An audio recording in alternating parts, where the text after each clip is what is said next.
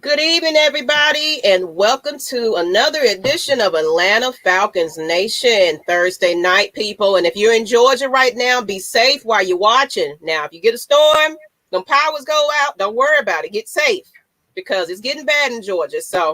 But let's go ahead and start it off, get everybody a chance to get in here, and let's go ahead, in case you don't know who we are, before we introduce the special guest of the hour. If people don't know who I am, look at it. Everybody's in here already. I'm Miss Maggie T. And right next to me, who do we have? J-Rock for life. You already know who it is. And below J-Rock, who is it? Twisted Torch TV, Jumpman T. Follow me. All right. That's right. Follow him on YouTube. Definitely. He's awesome with his content as well. Make sure you follow him. Both of these two are Atlanta Falcons Nation's finest, of course, but the lady of the hour, and I'm excited about this because it is another lady. You know how long I've been broadcasting and been asking women, come join me, and no one's budging. Maybe once. I think Asia did, and I see Asia in the chat already. I think she's in here. Hey, Asia, boo-boo. So, but now I'm going to try this. Drum roll. Welcome everybody. This is Tori Mcelhaney. Yeah. From The Athletic. Look at that. Hello, everyone. I'm so happy to be here. I'm so excited for this. Yes, as you can see, everybody is excited. Hello, everybody. Tev, how you doing, Tev? As always, everybody, Miss Mom First, always subscribe to her channel as well, people. She is part of my Let's Exchange series. My channel for that. Follow her. But hey, hello, Tori, she's saying. So we're here, people, and we're getting ready to talk some Falcons football. But first and foremost, we want to get to know the lady of the hour, definitely, because some people might not know the person behind all the wonderful tweets we've been getting this week. So let's start with just kind of getting to know you just a little bit. Pretty much, what inspired you to cover sports, and was that something that you chose to do first? Yeah, so sports have always been a part of my life for as long as I can remember. My dad was my high school's head football coach for the first 17 years of my life. So every week was spent at football practice. Before I started playing sports myself, I was going to football practice with him, or every single Friday was spent out, watching Friday Night Football all the time. And then Saturday mornings, I have vivid memories of us waking up early back before huddle was a thing, back before emailing film was a thing. We would actually physically get up in the morning, and we would take a cassette VCR tape, and we would travel. We would take the tape and we would meet at a Cracker Barrel, halfway between whatever team my dad's team was playing the next week, and they would trade film. And that's how we traded film. And then I would watch film with my dad, break down film with my dad. And then I started playing. I played softball, basketball, tennis. It was any and everything that I could play, I wanted to play. I've seen some of the pictures. Awesome. It just was a part of my life. And then when it came time to think of a career, writing was also, reading and writing was, I have tons of books in my house, in my apartment. And it was always something that I just very much loved to do. I loved to read. I loved to write. And I was like, you know what? It wasn't until college, but I kind of figured out around the time of second semester freshman year, I took a sports media and society class with Vicki Michaelis, who is the founder of the sports media certificate program at the University of Georgia. I took her class, and I realized then, I was like, I could make a career out of two things that I very much love. And that was kind of how I got into sports reporting. And there was a time where I thought I wanted to be on camera, and then I kind of did that, and I was like, you know what? That's probably not for me. I like being able to take my time and not have and actually have an editor that can help me really break down a story and take the time to do that. So that was where I got my start.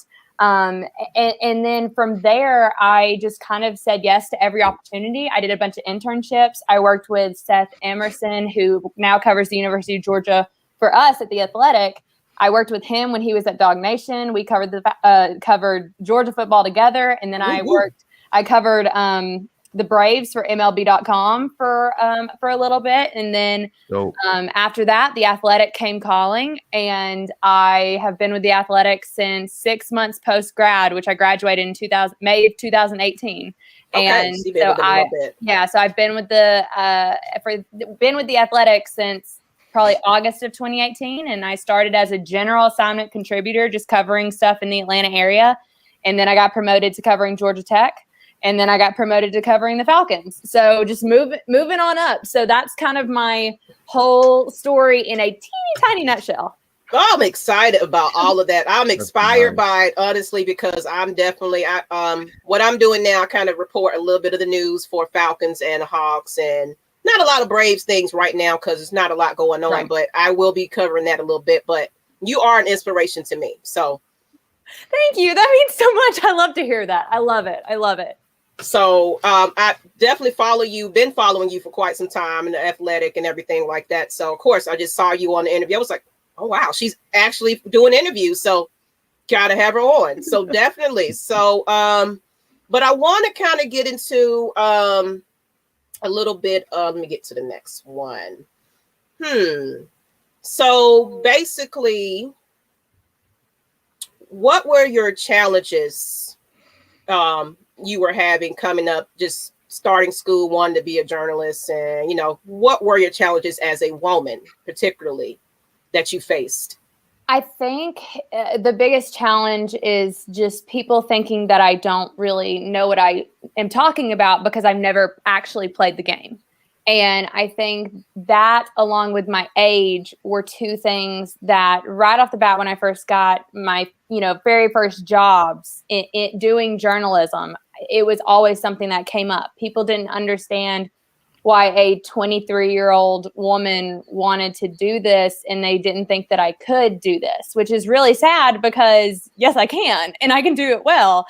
And I know what I'm talking about. Like, you don't, from the time that you're able to comprehend watching football until the time you're 18 years old going to college, and you spend all this time breaking down film with your dad, you pick up a few things. You pick it up. And I know I haven't played the game, but a lot of people on Twitter who claim to be these, I don't even know, claim to know what they're talking about. Yeah. I guarantee you that I played just as much football as they have. Couch GMs is what I call them. Exactly. And so I think that was the biggest challenge, is just breaking down perceptions and barriers of what it means to cover sports in 2020, in 2018, whatever the time period is, and understanding that just just me loving it, just me doing this is enough for me to have a seat at the table.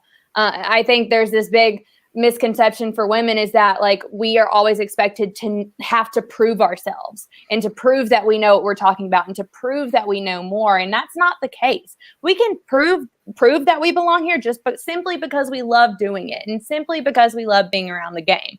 And I think understanding that as I've gotten older has been something that I look back on coming up through the ranks, and I'm like, you know what? I'm proud of myself for setting a standard and seeing ways that we can make this industry more inclusive for not just women, but people of color, and not just people of color, but we get into sexual identities and gender identities and all that kind of stuff. We can make this a really inclusive place to be, not just for older white men. And I think that's super important in this quest that I think we're all going on. If I'm talking to younger journalists, that's what we're here to do. That's what we're trying to do. And we're trying to tell good stories along the way. So, and have a little bit of fun. So in terms of challenges, it's just breaking down those perceptions. Yeah. You know what? And I'm glad you mentioned that, because with us starting AFN on YouTube, we spoke earlier,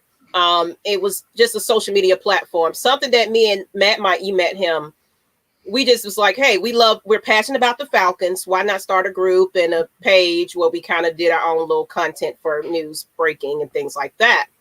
But it was when we came onto YouTube, that narrative, it was just a lot of people just didn't like the fact that, of course, we was color, people of, we're all in one race, and we're of course we invite everybody with different races and things like that. But of course, our cast is all African American, basically. And sometimes we get a lot of pushback and feedback because we're not trying to be like ESPN. We're not politically correct. We would cuss. We get passionate. We get mad about things. We have a fit. And we're not just trying to be that suit and collar, tie, trying to be upright and just act like something that we're not. Right. What Atlanta Falcons Nation is just a group of men and women, hopefully, more women. Think of barber top shop. When you talk in the barber shop, you're talking about football and just like you're comfortable. So all the former players that like to come on, they're just like, I love this atmosphere because I can just kick back and be me. Totally. Tori watches film. Matt Mike is impressed. Yeah. So that's our narrative. We're just opening up to, this is a platform for our fans. So we even open it up for the fans to come on and say what they have to say. So it's not just about who you see right here. It's about the people in these chats that are going crazy right about now. So I'm gonna highlight them just a little bit. But I'm glad you said that though. So just kind of want to bring that kicking it real, keeping it real. Yep. Is that what it's saying? Yes. So we're just real. We're authentic and we love our Falcons. And we're not saying we're experts at all.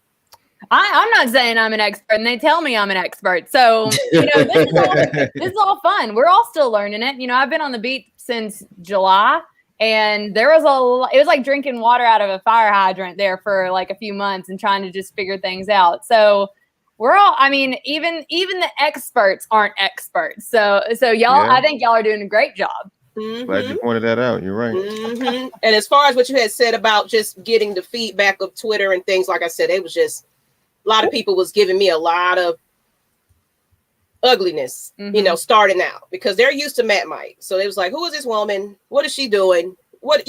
And me, honestly, like you said, I really wasn't for the camera either.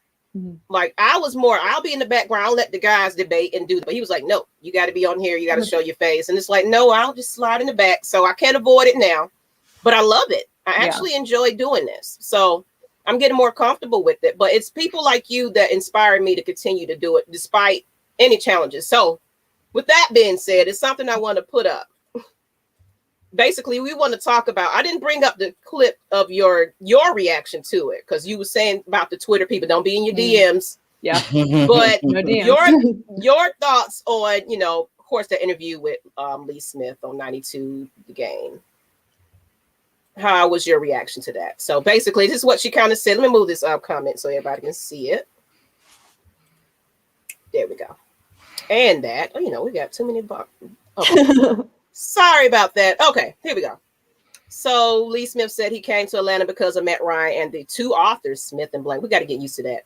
Also noted he's a veteran, didn't want to come to an organization that was rebuilding. And I'm just saying that word rebuilding kind of just took Twitter on a frenzy for one thing.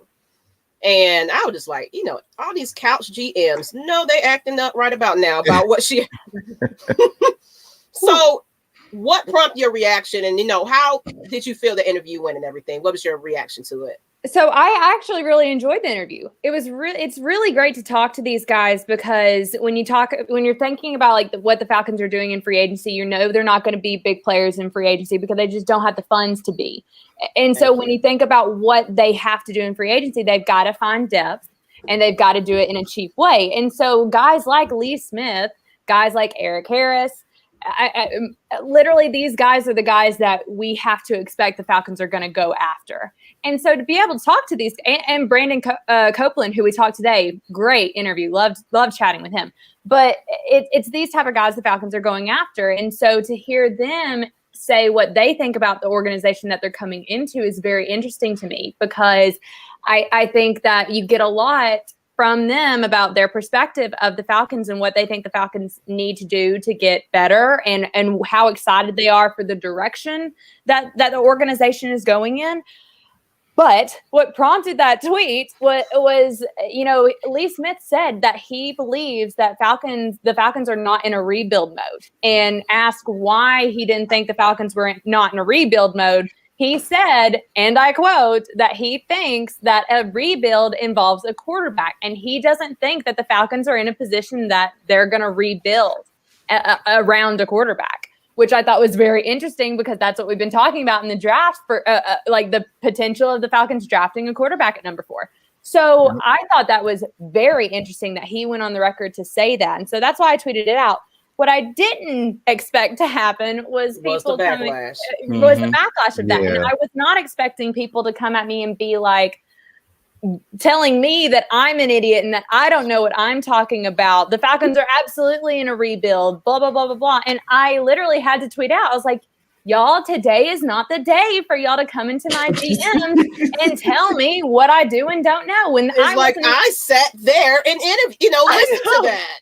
Like, what are you trying to tell me? I reported the information to you. This isn't my opinion. And I think a lot of people have this misconception sometimes of journalists being like, oh, they push an agenda. Unless it's a column that I'm writing, everything that I'm writing is not like my opinion. Like, if y'all want my opinion, I'll give you my opinion all day.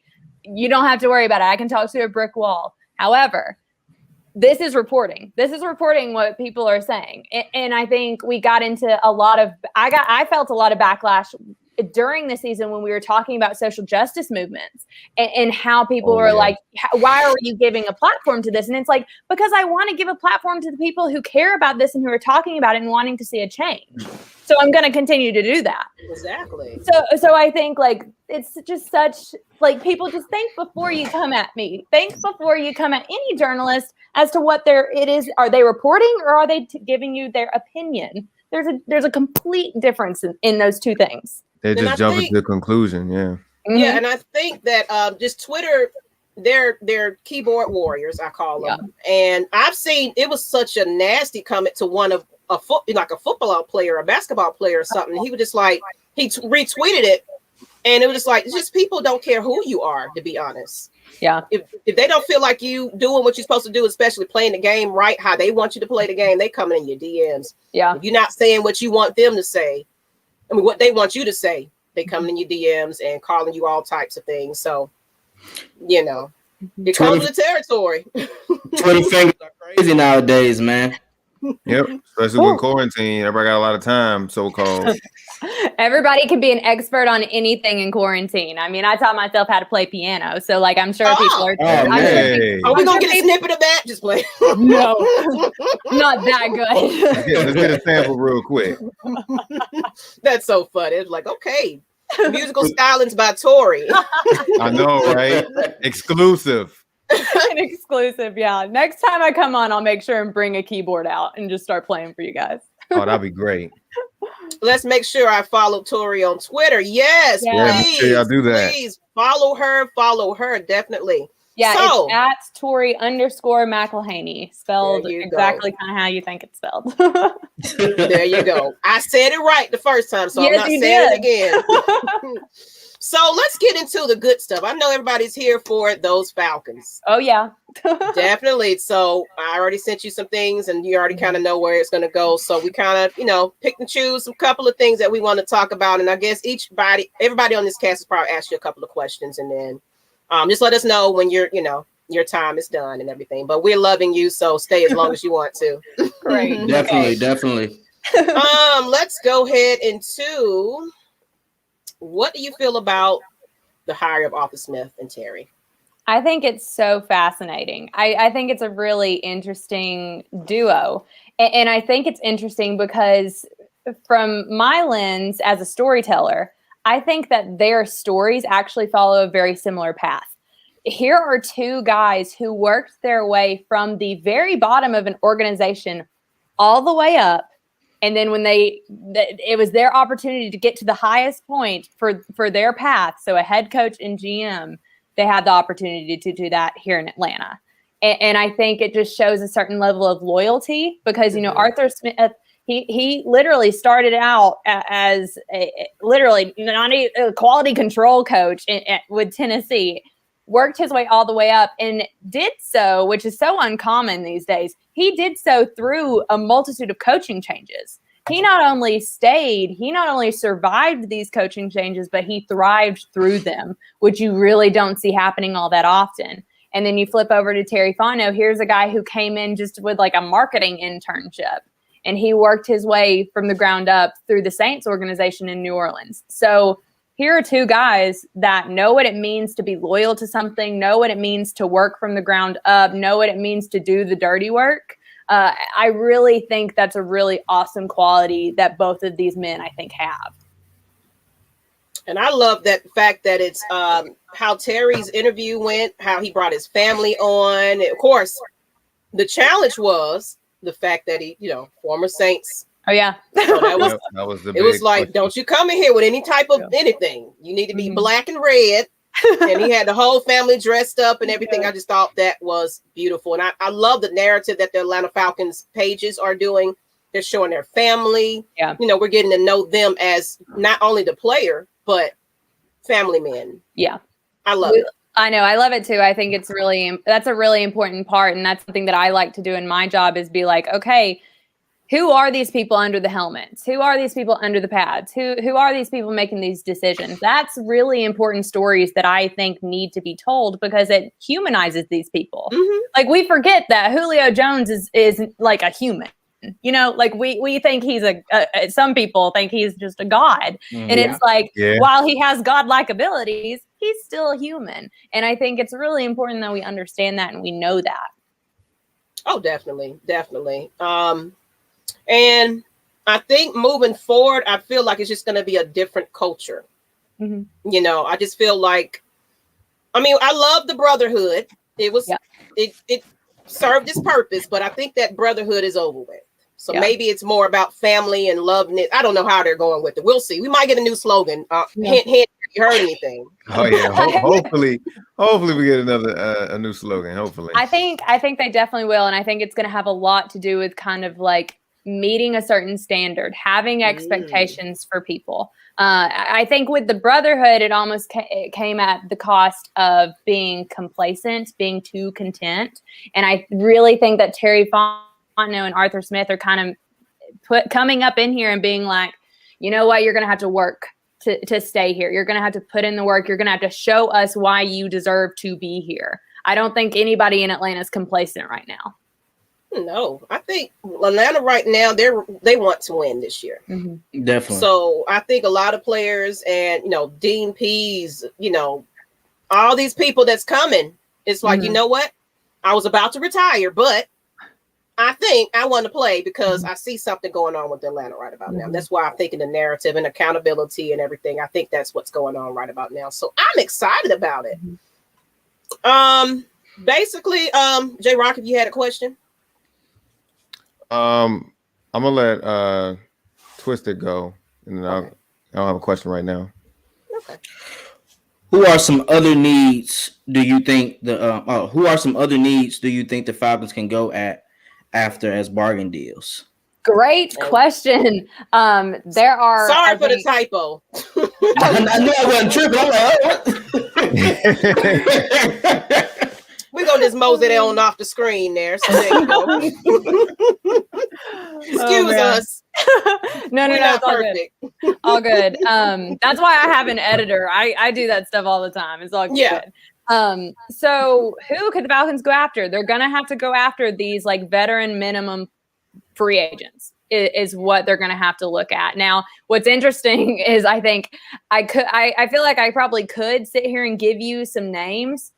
But even then, I think some of the names that I even pull out of a hat are probably too expensive. Like, that's the thing. Is like, I think that the Falcons are really looking at getting guys who are, some guys that maybe some other teams aren't looking at. And I think that's what Terry Fontenot, does well. He's done it a few times with the Saints in New Orleans. He pulled some guys out of almost thin air. And they turned into meaningful players for the Saints. And I think that's what he's got to do with the Falcons this year because they don't have the means to go out and sign. Like what I was saying before, they don't have the means to go out and sign a big-time free agent, which is fine for right now, but that they still got to field a team, Like they can't field the 40 – they have, 43, 44 signed players right now? You got to get more than that. Like you're going to need to establish depth at what it's going to be a cost, but if they can establish depth cheaply, that's the best thing that I think that they could do. And that's why I call it bargain shopping right about bargain now. Shopping. 1 and 2 year deals right about now. So nothing fancy, nothing big right about now. I said a couple months ago, I was like, if the Falcons give a deal that's larger than 2 years, they're just gonna be handing out, like, it's like Oprah, like, you get a 1 year deal, you get a 1 year deal. And like that's what the Falcons are gonna be right now, because that's the only thing they can do. Oh yeah. And the cap goes up in a couple years too. So that's also a good thing that they're bargaining on this year. Yeah, they gotta keep in mind about that. Yeah, especially with Matt Ryan's contract restructure, which I'm sure we'll get into at some point. Like, we gotta talk about that. Oh yeah, we gotta talk about it. You know what? Speaking of, might as well go ahead and get into it. Let's do it. Okay. Matt Ryan structure. Yeah, I'll tell y'all what. That was a move that surprised me. Like, I was talking to some people and I was like, we're really talking about the Falcons potentially drafting a quarterback at number 4. Like, we're talking about moving on from Matt Ryan. And then the Falcons literally on like Tuesday, before the league year starts on Wednesday, they like come out and say, oh yeah, we restructured Matt's contract. And I was like, what is happening? Like, why are we not restructuring Grady Jarrett's contract? Like, what is this? I was so confused. And I was like, I guess this is essentially solidifies that, like, the Falcons are not going to draft a quarterback at number 4. Like, that was the original school of thought that I had immediately. I was like, okay, like, all those mock drafts everybody did with having the Falcons draft a quarterback at number 4, like, throw those out. But the more we've set in this and the more we've kind of looked at it and the more that you kind of think, like, the Falcons have put out some feelers that, like, they still may be looking at drafting a quarterback at number 4. And if not drafting a quarterback at number 4, trading down and maybe getting one in late first, early second. Mm-hmm. And I like that. I personally, if we're asking me, my personal, that I would trade down. I would do it every time, because I just think that it makes more sense for what the Falcons are doing right now. Get to the end of Matt Ryan's contract where you don't have over $40 million of a cap hit hanging over your head, in like what there is in 2022 and 2023. Get out from under that, and then you have a lot more breathing room. And I think that's the right move for the Falcons. But I know I saw a comment like Penei Sewell, like, people want Penei coming up in here, and like, that's great. I don't know if that'll happen, especially now that Matt Gono has signed his. Yes, that was today. Yeah, that happened today. He re-signed, and he's on a 1-year deal too. So maybe it's a situation. I think right now, if I had to put out feelers for what I think the starting lineup looks like, I think they would keep Jake Matthews at tackle, and then put Matt Gono at left guard, and have him take that chance. I know he's a swing tackle, but I think you could maybe make it work for a year. Okay, let me see what some of the comments are saying. I definitely think we should trade back Parsons for me. He wants Parsons. Yeah, okay. I think, gosh, the Falcons need. I actually wrote today. This story will come out tomorrow, so sneak peek. But today I was writing this whole big old look at the Falcons' last decade of edge rushers and how many misses they have had in the last decade in terms of edge rushers, and how they've gotten to the position they're in now, where they have Dante Fowler, and that's like pretty much it. And he didn't do anything last year. So y'all be on the lookout for that tomorrow. But it was really interesting to go. Looking out for it, definitely. I'm going to put your Twitter link out there. I'm going to go ahead and get that too. Yeah, look out for that tomorrow. But I say all of that to say the Falcons need to hit on an edge rusher in the draft. I want to see the Falcons draft an edge rusher pretty high, because they need it so bad, and they need somebody who's going to be able to come in and make a difference immediately in pass rush. Immediately, because they haven't had that in so long. Absolutely. J Rock, you had something? So to add on to that, this is going to be my question for you. Do you see any defensive ends or edge rushers that's like, oh yeah, maybe the Falcons should draft him at 4? Yeah, I like names. I like Parsons a lot. I mean, I think he's one of the best, I think, in this draft class. And I think that, I was looking at some other guys. I'm going to butcher their names. I do it too. Don't feel bad. Joseph Osai from Texas. I like him a lot. And I think he's kind of an under the radar guy. I also like Azeez Ojulari.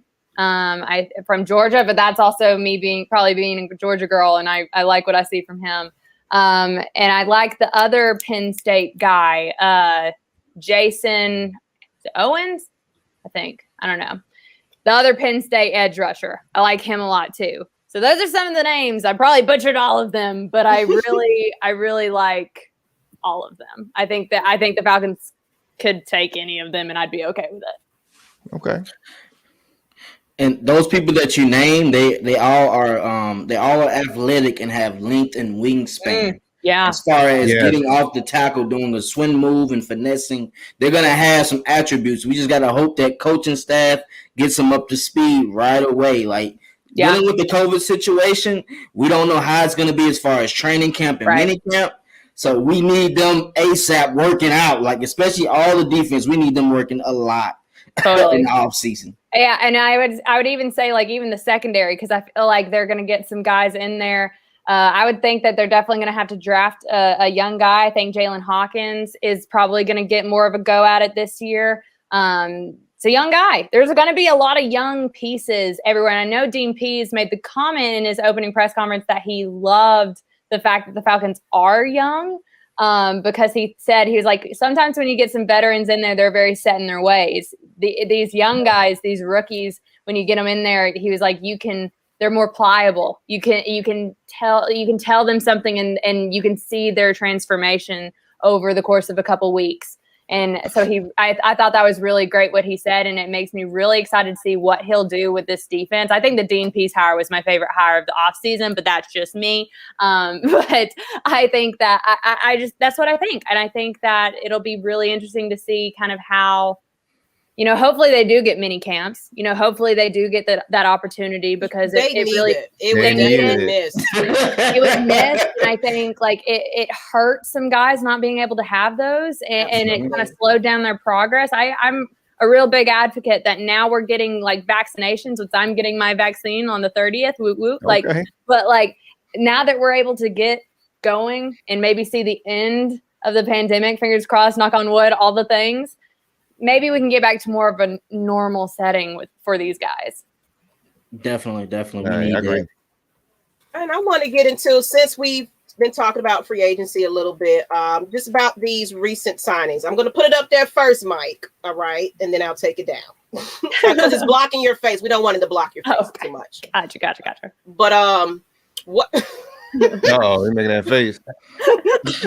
What are your thoughts on the signings of Mike Davis, I'll butcher that, Mingo, Eric Harris, and Brandon Copeland? Okay. Pronounce their first name. No. I think it's Barcavius. I think it's like K. Okay. I think. I'm not sure though. Don't ask me. Don't call me on that. I'm not sure. I'll have to ask him whenever we talk to him. Like, please pronounce your name. I really liked all of these. I thought Mike Davis was the most interesting because we know the Falcons need to figure out the running back situation. Like, I mean, to have Ito Smith be your lead guy, like, congrats to Ito. Ito's great. You love seeing that. You love seeing an underdog. But the fact that you were paying Todd Gurley so much money, you're paying him millions of dollars, and you're running out there Ito Smith, who you're paying $750,000, like, not great. The Falcons need to establish more of a run game. They can't be one-dimensional in a way that I think they were last year. So I think Mike Davis adds a little experience, and especially after seeing what he did with Carolina, playing a lot more last year when Christian McCaffrey wasn't able to play. I thought he did some good things. I think this is a good move. He's from Stone Mountain, so you love that. I'm pretty sure his brother is from Atlanta. I think he lives in Atlanta. I think he has a really close relationship with his brother. I'd love to find his brother and just chat with him and see what he thinks about his younger bro coming to Atlanta. But I think that's a good move. And I think, honestly, it makes me think that the draft plan of potentially drafting a running back doesn't change, because I think that Mike Davis would provide kind of a veteran experience to where he could kind of lead that younger guy along and get him through that rookie year, allow the game to slow down for him. And so the Falcons aren't throwing out an 18-year-old kid against some of these defensive ends, so I think that's great. Barkevious Mingo, I think, is an interesting addition, as is Brandon Copeland. I was talking earlier about how we were talking to Brandon Copeland earlier today.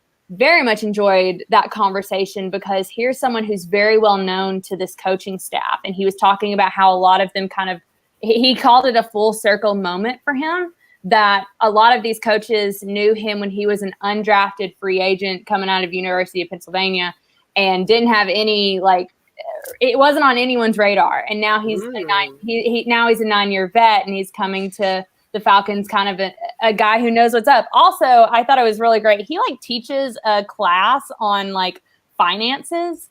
Wow. And he has this partnership with this website that's does financial guidance and series and stuff. And he does this, it's like a YouTube video episodes, and it's called Coping with Money. And he did one just this past week where he was talking about what you should do with your third stimulus check. And so this is a really I have to check that out. You know what? I'm finding that. Yeah, it was really cool. I tweeted it out, so you'll have to go see that. But and then Eric Harris, all I've heard about Eric Harris is how great of a guy he is in the locker room. And some of my colleagues have said, if anything, this guy is going to be a leader, and he's going to get guys in the right headspace. He's going to hold guys accountable, which I think is something that the Falcons need now that Ricardo Allen's no longer on the team, especially that young secondary. So I think that. I think though a lot of people were Eric Harris, okay. A lot of these guys, they're who are these guys? And it's yeah, it was who? Who? Yeah, I know. Yeah. That's probably going to be majority of the time. Yeah, go ahead. I want to ask the people in the chat one. Am I the only one right now who's absolutely in love with Tori? This woman is absolutely. Look, she knows that stuff. She hasn't paused one time. I'm absolutely loving it. Hey, that's why you had to get on. Everybody in the chat right now. Everybody in the chat, please. All right. If you're loving what Tori is saying right now, please say, I love you, Tori. In the chat, everybody, I love you, Tori. Go ahead and put that in there. Tori. I love you, Tori. Let's get it. Say you're not the only one. Oh, somebody said she's mine. Uh-oh. Wow. Okay. Well. We see how that goes. All these she's, you know what? I'm gonna let y'all have y'all comments there. I love you, Tori. Oh, yeah, there we go. Oh, hey, but no, Tori can come to the seriously, cookout. Hey, y'all seen that comment? Yeah, that's fine. But no, seriously, I really wanted you to have you on, because I seen you on another interview, and I was just oh, your personality is amazing. And like you said earlier, sometimes you don't know the player, right? You don't know they're human.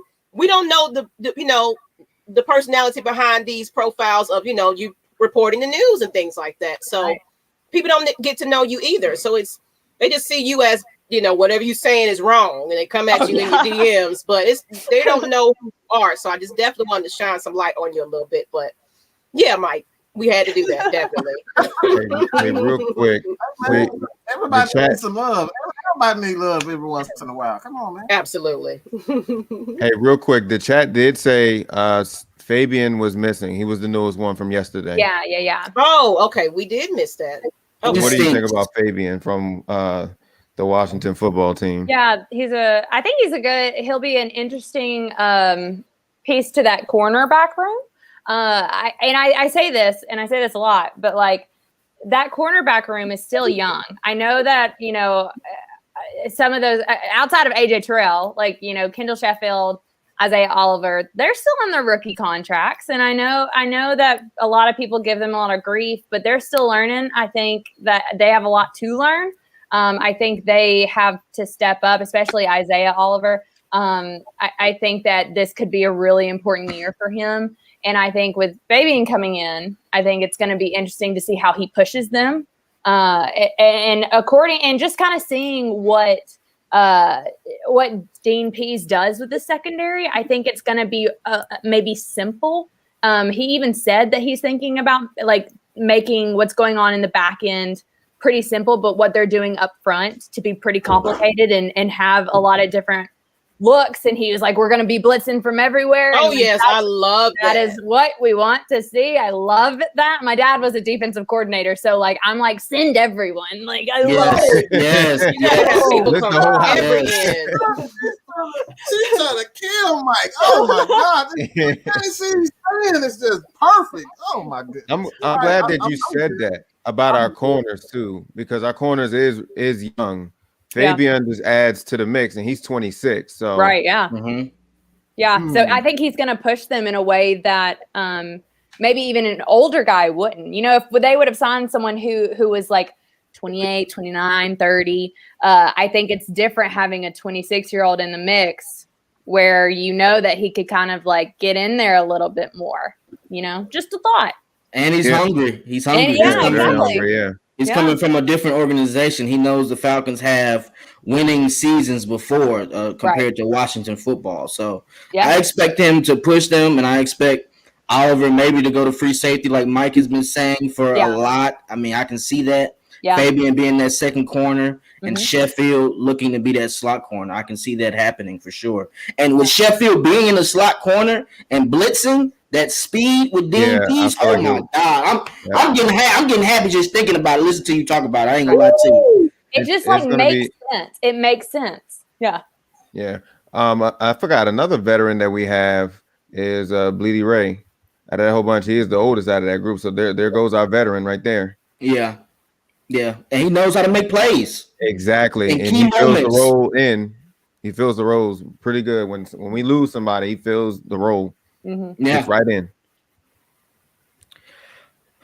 I got one thing though. The two people that you said, Mike Davis. One, he's from Stevenson High, so I really do. He's from my area where I grew up in. One thing about Mike Davis, people forget he was second last year in forcing missed tackles. That's a key stat, especially just thinking about how Todd Gurley barely broke tackles last year. Just adds an instinct to this backfield. And he's good at catching the ball out the backfield. Yeah. He was playing with Teddy B. Yeah, that was something that I added when I was talking about when I wrote about what I thought about them acquiring him. And I literally said, I was like, that's something that I want to see the Falcons do more of. I don't think they did nearly enough as having the running back involved with Matt Ryan, like outside of just handing the ball off to him. I want to see them get involved everywhere, especially when Julio was out. You know, we talk about when Julio was out and you aren't utilizing the guys in the backfield, like in the pass game, it didn't make any sense to me because, again, it goes back to being one-dimensional. And I think that Mike Davis does add that because we know that he can do it. Yep. And he's gonna force punishment. people remember tackling Michael Turner. I can see that he's a little bit more stockier than Michael Turner. Yeah, but he might have more speed than Michael Turner. So a good point. He's gonna be an asset to Matt Ryan, and Matt Ryan's gonna take advantage of him. I promise you. That's one thing about Matt Ryan. He'll take advantage of those backs if you let him. Yep. And I have a question for you. I have a question for you. All right. You kind of, I'll say this. Which side of the ball are you most a fan of? Offensive side of the ball or the defensive side of the ball? Defense. I know that's probably crazy to say because, you know, we have. I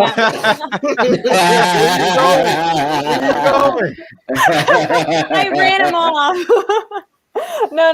Oh my God. What I'll say is like, and maybe this goes back to my dad being a defensive coordinator, but I've always had a very soft spot in my heart for defensive players. But what I'll say, and I know that we can talk about Calvin Ridley, we can talk about Julio Jones, Matt Ryan, like we can talk about these guys all day long as the Falcons' main weapons. But you know the people who I love watching: Grady Jarrett, Foye, Dion.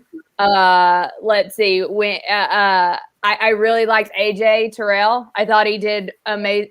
I say amazing. I thought he did really well as a year one rookie corner in this league. I thought he did. And I said this the other day, I was like, I would have called his first year in the league superb if he would have come down with that interception against Patrick Mahomes when they were playing Kansas City. But he doesn't get the superb title because he didn't come down with that. But I just love, especially like Grady Jarrett. Like someone like Grady Jarrett, I just enjoy watching so much. Someone like Foye, I love his story. The fact that he came from Yale and he was a 6th rounder and was a safety, and he transformed himself into a league linebacker. And this was his first chance to really have a starting role. I thought that was, I loved that story. I loved talking to Foye about that kind of stuff. And and Michael Walker, here's somebody who came in and turned heads at training camp in a way that I don't think anybody was expecting him to. And it earned him a spot in the rotation. I just really like these defensive guys. I really do. And I think a lot of people get hung up on the Falcons offense and they forget that there are some good pieces on this defense. I liked Ricardo Allen. I liked Keanu Neal. I liked what I saw from Keanu Neal a lot, actually, if we're being completely honest. I mean, here's somebody who, tore his ACL, who ruptured his Achilles in 2 back-to-back years, came back and played the way he played last year. I was fairly impressed. I mean, I wasn't expecting that. So I like watching this defense. I do. And I think with Dean Pease as, the coordinator, I'm really excited to see what he cooks up with these guys, because I've been like really diving into Dean Pease like playbook and all of his different stops. And I'm very excited to see what he does now that he's come out of retirement and wanted to coach with Arthur Smith with the Falcons. So we'll see. And I have a question. And then it's actually, we mentioned Keanu Neal. So we do have a question right here. With him gone now, do you see Jalen Hawkins take the next step by being enforcer or ball hawk skills he showcased? I do. I really do. I think that I think this is his chance. He got in there a little bit rotationally last year and then had the concussion and was out for a couple weeks. So we saw him sparingly, but I'm looking forward to seeing more of him. And I do think that he's going to get that shot. I do think that he's going to have more of an opportunity, a bigger role. I think there's going to be more asked of him this year. And I'm looking forward to seeing like what he does with that opportunity, because, I think this could be a hit or miss year. It could be something where he goes out this year and maybe is not prepared, and you you're seeing a guy learning on the fly, or he could go out there and surprise a few folks, and it could be something to be excited about with him. You just don't know right now because we haven't seen enough of him. So I'm excited about it. Okay. And I'm sorry I cut you off, Twisted. Did you have anything else? That's you was going exactly where I was going. I was going to ask her, did she bring up Keanu? Let's get to this question then. So but I was going to say something about Eric. You brought him up too. Mm-hmm. I think he's going to be an asset. One reason why is because Ricardo Allen, he had a couple injuries down the line, and he kind of was a step or two slower on getting to plays. I think with Eric, he's phenomenal at reading coverages. Yes. He's always where the ball is at. So I think with him being in that backfield, he's going to teach Jalen and I think Sheffield and Oliver a thing or two, because he's a warrior. And I think he even said this when we were talking to him the other day. He said that he sees himself as kind of like the leader of the secondary. He'll get people lined up. He said he sees things really well. He knows where people need to be and where they should be going. That's so important. Because I'm glad you said that. Like you lost that with Ricardo, because Ricardo was that guy for the Falcons. He was.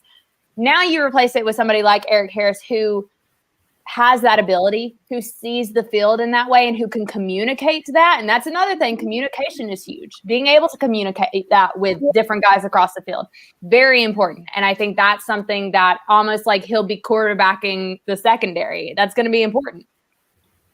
Okay, and J-Rock, you had a question. So we know, I think everybody in the chat knows that you love defense, and you like your favorite, coaching hire in Dean Pease. Mm-hmm. What player you think that will stand out in Dean Pease defense this season? Good question. That is a good question. I'm looking forward to seeing Foye. And I think I'm looking forward to seeing how Dean Pease utilizes him, because like what I said, he jumped on the scene for me last year in a way that I don't know if I was 100% expecting him to do. And now that Dean Pease gets a hold of him and he can maybe do some different things and maybe be a little bit more versatile. I mean, this is a guy who, like what I was saying, was a safety in college. You can maybe use him in a bunch of different ways. And I like that versatility. I like what Foye did in 2020. I'm really excited to see how Dean Pease kind of really gets in there and really kind of tweaks the game even a little bit more for Foye. And I think he'll thrive in that. Okay. Yeah, I feel that. I like that. And we're gonna probably this is going on an hour. I know I said 30 minutes an hour, so I didn't want to hold you a little too long. Of course, if you want to hang, you definitely can hang with us. But we're gonna go ahead and get to a couple of last questions and everything, and let you go on for your evening. And we just love that you've been on. But any last minute questions, guys? No, that's it. That's it. She's excellent. She's amazing. She pretty much said everything. Go ahead, Mike. I'll say this. I got one more question. Would you grace us with your presence at least one more time? I absolutely enjoyed it. Yeah, this is the most fun I've had in a while. I loved coming on talking to you guys. Y'all made it so comfortable, because I know a lot of times I get really anxious when coming on these type of things because I don't talk that often. I just don't, and especially like live like this, it kind of like freaks me out a little bit. But you guys made it so comfortable. I laughed so much. I so enjoyed coming on talking to you guys. So anytime y'all want me to come back on, you follow me on Twitter. Like I'll give y'all my number. Like whenever y'all want to chat, anytime you want me to come on, y'all let me know. I would definitely hit you up. We do have an upcoming draft show coming up. Yes. Oh, okay. But of course I know you're probably going to be very busy with that. So I'm pretty sure you will be. If we can work it out, I'll come on. I promise. Oh, that would be lovely. If I can work it out with my schedule according to what that time looks like, because it will be busy. It can be busy. I understand. So. But if I can work it out, I'll try and pop on, even if it's just for 15 minutes. I could do that. Okay. Please, because we're gonna do it for like the first round. Mm-hmm. So I know everybody's gonna be sitting around their TVs watching it anyway. So if you're not busy, obligated to anything else, please grace us for a couple of minutes if you need to. But one last question I definitely wanted to ask: what message would you give someone who inspires, especially women like myself, who aspires to be like you? Oh man, I feel like I could go so many different directions with this answer, but what I will say is the biggest thing for me, and this is something that I learned in 2020, is we've got to make sure that our mental health is okay. We have to make sure that we're taking care of our mentals. We got to make sure that we're okay in our head. And I think a lot of times with journalism, especially this career in this field, you're on all the time. You are reachable 24/7. You can't turn it off. And I think that can weigh down on a person. And I think that you can feel very overwhelmed very easily. And so the message that I would give to someone who would want to be in my position is like, still take time for yourself. Still find ways to do things for yourself. Make it be about you, not about the job. And I think that's something that I learned in 2020. I had a really rough time where I was like coming on the Falcons beat and I was getting basically shit on Twitter all the time about like what I knew, what I didn't know, all that kind of stuff. I really took it to heart. And then, we're in the middle of a pandemic. We're very isolated. You can't see people. You can't talk to people. You can't hang out with people. And I literally felt during that time that it was the lowest that I'd been in terms of my anxiety. I was anxious all the time and I couldn't get control of it. And then I finally, that's me. Yeah. Like I didn't know how to turn it off. I felt like I was drowning all the time. Mm-hmm. And so what I did is my faith is very important to me. I started praying. I was like, Lord, just please help me figure this out. I don't want to be a victim to this anymore. And then he really turned it around for me. I really believe that, because I started going to therapy biweekly. I started taking anxiety medication, because come to find out, like, the hormone that causes the fight or flight, like, reaction, it literally was like overproducing my body. So started taking anxiety medication. And now here I am. That was in October. Now here I am in March, as happy, as content, as confident as I think I've ever felt. So everyone out there who's listening, like, make sure you're good mentally. We're all we're all going through it. Like, if you need to talk to somebody, talk to somebody. That's so important. And I think that's something that we've got to continue breaking that stigma down, whether it's with athletes, whether it's with people in my position, whether it's you guys, whether it's just somebody you're randomly seeing on the street. We're all going through something. We gotta be there for each other. Okay. And I think Twisted had one last, and then we will let you go for the evening, and we appreciate you. Go ahead, Twisted. Okay, this is not NFL topics. I just want to know, what was your favorite sports movie growing up? Oh man. Gosh. I loved Love and Basketball. I watched that a lot. Okay. I really liked that movie. I really like. Okay, this is not y'all are gonna laugh so much. This is not a sports movie, but it is one of my absolute favorite movies. She's the Man. It's technically a sports movie because they do play soccer. I will die on this hill that it is a sports movie, because it's one of my absolute favorite movies. I will quote it. I literally watched it with my roommate the other night. I was like quoting the whole entire thing. I love that movie. I also really loved Coach Carter. I thought that's just a great movie. I'm trying to think. Also, like, faith-based, like Facing the Giants. I know it's not great acting, but I loved that story, and I loved it. Yeah. Like, I just thought it was so good. I watched it with my family. So yeah, those are some of my favorites. But She's the Man takes the cake. So you didn't watch the other Giants, Little Giants, Icebox? Little Giants. I did. It just, I don't think it ever was like my favorite. I did watch Sandlot. I did love. I loved that. That was cool. So we have a question from the fans. They just dying to ask, because I've seen it a couple of times. Who's your favorite football player? Ooh, I'm trying to think of like who. It'll be a Georgia football player. Just because that's just who, like, my uncle was Georgia alumni. Yeah, like my dad and my uncle both went there. My uncle was actually the first mascot, the first hairy dog at Georgia after they won the national championship. So little tidbit. I would have said Herschel Walker, but I think his political stance recently, I'm not really into that. So maybe not him anymore. I'm trying to think of people who were there when I was there. I really like Matthew Stafford just because I love his daughters. He has 4 little girls, and they're all so cute. But I'll tell y'all who this isn't a football player. My favorite player, just any player, Hank Aaron. Hank Aaron is my favorite. And I'll show y'all this. My grandfather just gave me this for my birthday this year. It is a golf glove where he was playing in this golf tournament in 1996, and Hank Aaron was at this golf tournament, and he gave him this signed.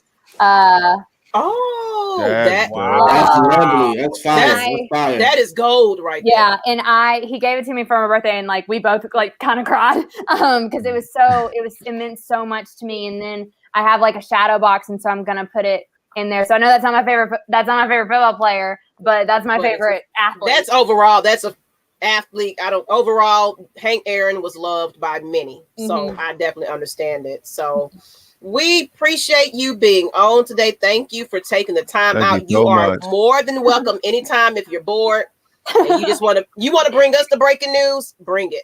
Okay, sounds good. Anytime. I'm serious. Anytime y'all want to have me on, you just let me know.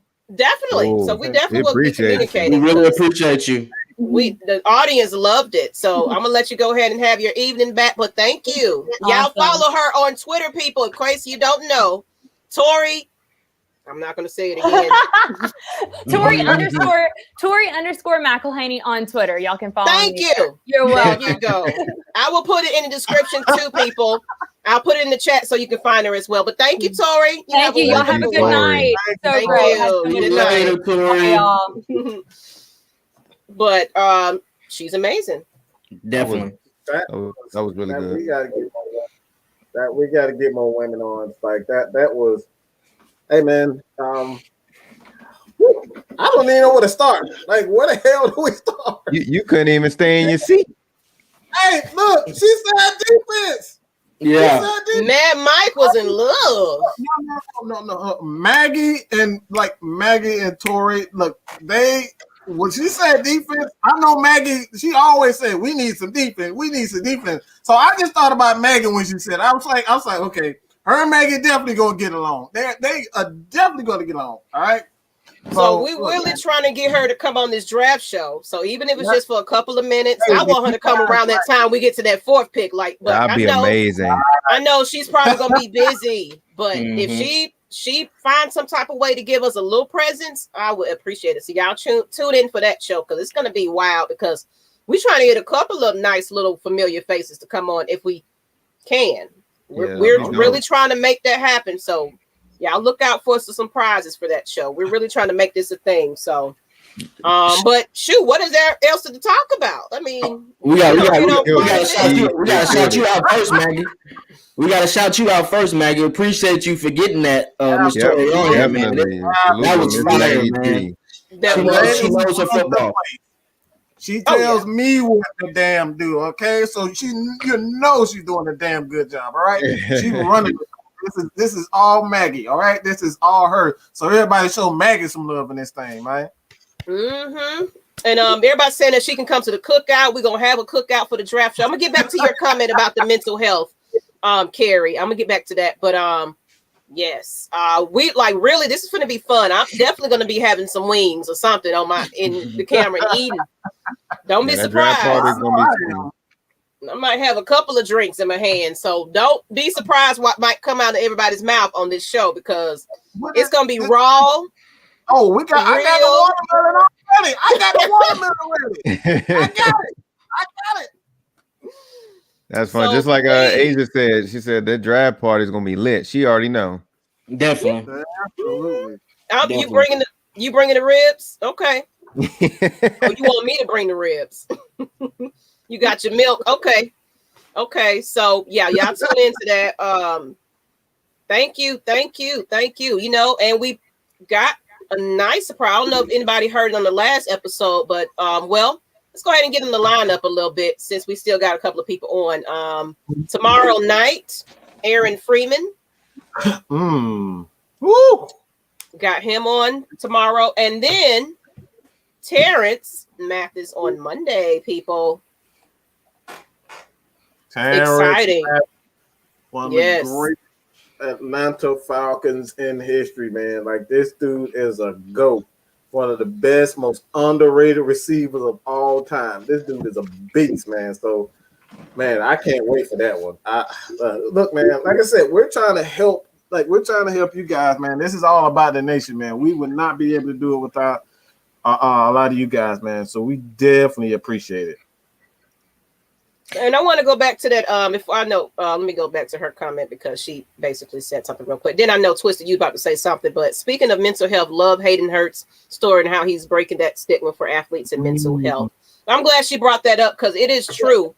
Like she said, players like doing this right about now, trying to give you guys this each and every week, all these news articles, like your mind is on the go. Like I literally tried to lay my butt down before this and my mind was just like, no, I couldn't even chill. So I get it. Your mind is just on the constant, like I'm missing something.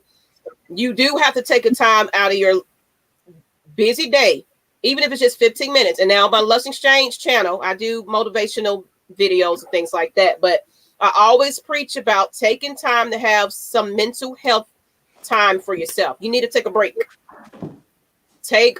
So I'm glad you brought that up, Carrie. That's most important. Players are not you still got a mental break. You know, you definitely do. So you had something to say, Twisted? Oh, I was gonna tell Mike we got to make sure we bring up that Mathis and Dion battle they had.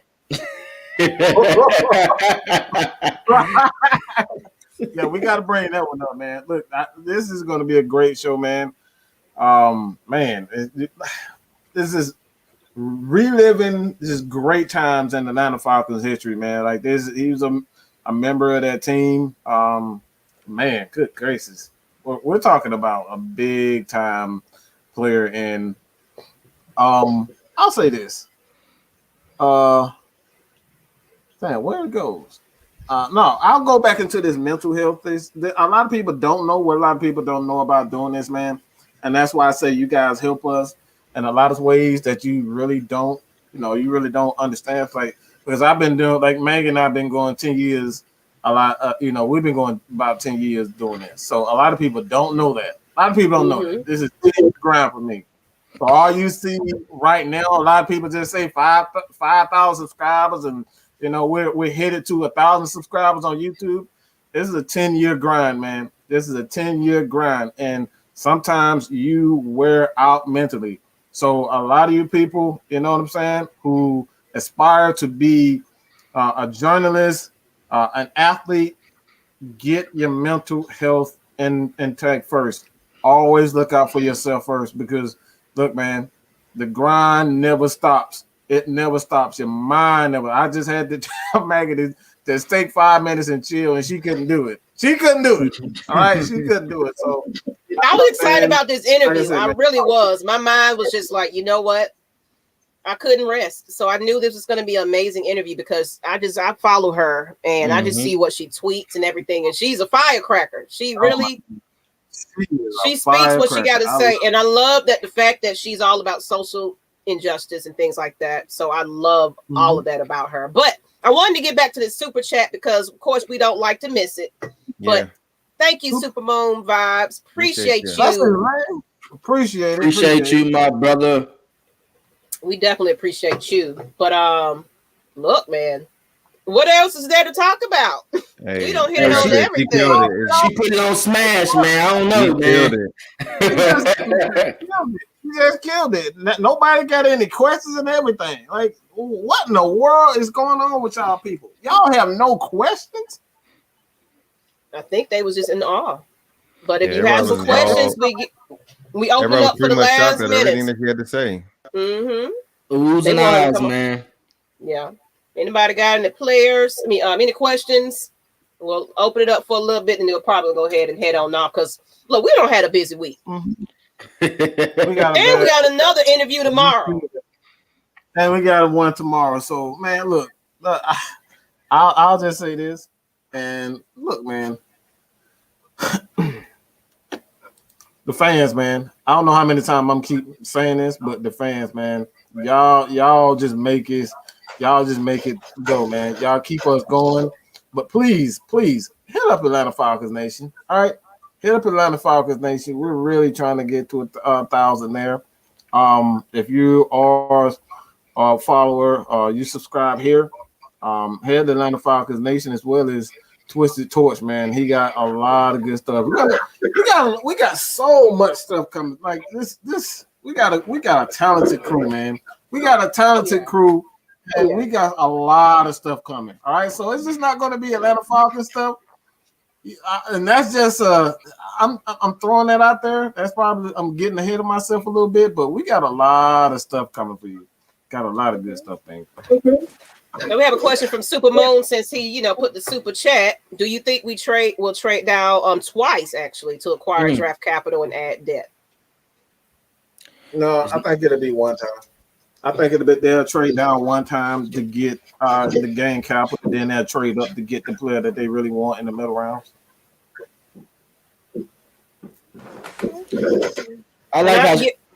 Go ahead. I like how she said we might draft a QB second or third because we've been stating this for a while. If we're gonna draft, pretty much wasn't in line what we've been saying. Yeah. Like we can't afford a QB at 4. Did you see how that line? We can't afford a QB at 4. Just saying. I'm just being honest. So look for Mac Jones maybe in that late second or third round. If we do trade back, I can see that. He can sit for a while. But please, please stop tweeting me about Zach Wilson. I don't want to hear nothing else about Zach Wilson. I'm serious. I am serious. No more Zach Wilson. I can't deal, Mike. I can't deal. I just can't. As long as it's not Justin Fields, I'm good, man. I'm talking about anybody except with Justin Fields. If we get one more damn question about Justin Fields, I swear, all right? I swear, y'all will never hear another rant from me. Ever. Oh, Lord. We don't drop J-Rock. But I'm gonna go back to Chris White's comment. More women need to be recognized like Tori. I'm definitely Absolutely. I reached out to probably the beautiful, somebody that Mike loves. I reached out to her. I ain't gonna say it yet because I don't want to spoil it yet. But one of the ESPN's beauties. Oh, I know who you're talking about. Mm-hmm. I know who you're talking about. I have hit her up, and we're gonna see if we can get her on the show. Now, I'm pretty sure I'm about to sit back and hide my face because she is just amazingly beautiful. It's gonna be a whole bunch of oh my god, if she's here, y'all. But I can guarantee you I'm gonna behave. I'll just say that. I cannot guarantee that I will behave. All right. You wasn't behaving tonight. I was behaving. What do you mean? I wasn't. Wow. Look, man, look. I'm just joking, Mike. But look. I love women who know their ish. All right, I love women who know their ish.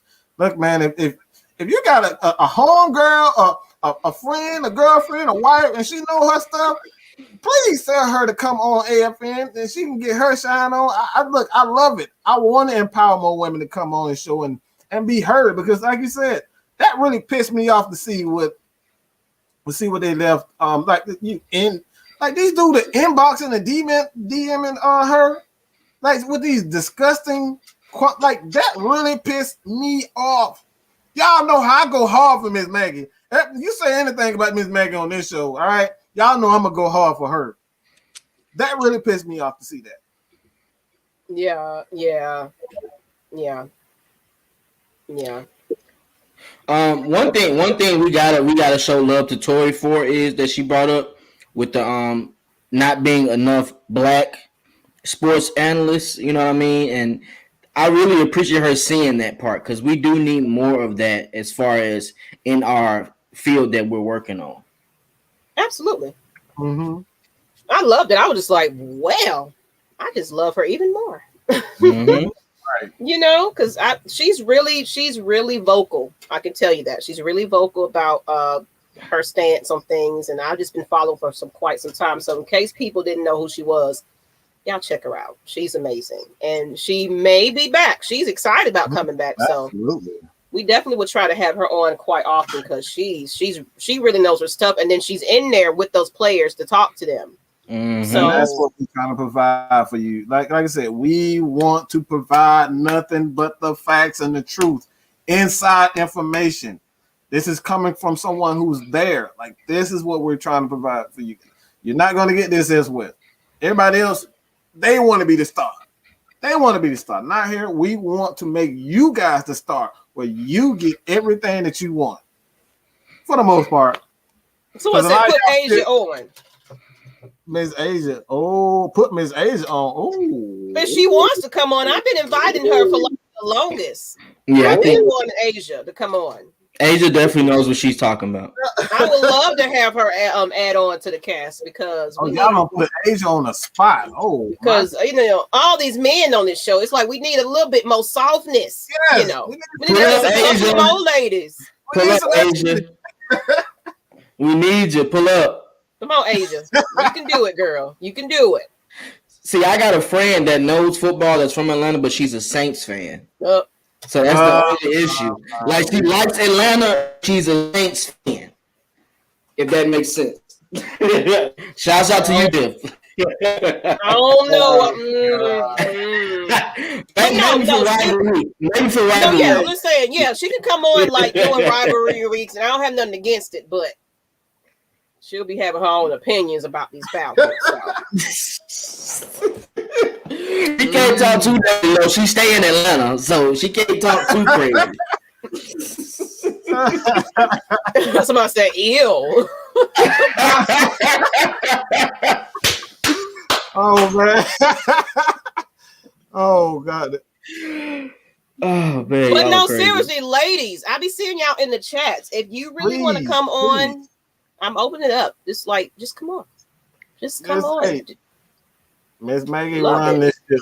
Miss Maggie run this ship. So, look, if y'all want to come on, just hit her up, and I guarantee she'll put you on.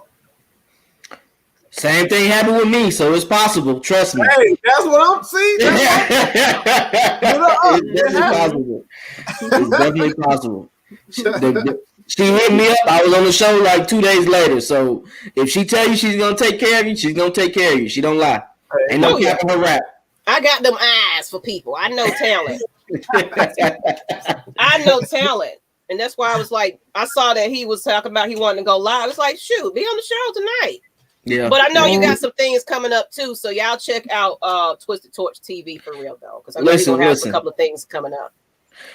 Like Tori said, you have to make sure you take care of your mental health. So through these times, I've been trying to take it slow because my brother passed, and it's around this time, so it gets kind of tough for me to do things. But I'm coming back. Trust me. Mike and Maggie is pushing me. I'm gonna make sure I'm gonna give y'all some more content moving forward for sure.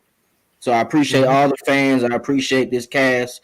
Wonderful cast, man. You're not gonna find a group of people that are honest and be willing to listen to your opinion, like us. Just being honest.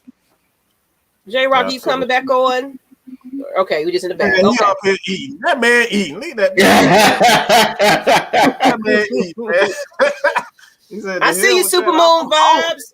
We might, we just trying to get a feel because we had to reconstruct some things. So, we may have some room eventually, but we got to think about it.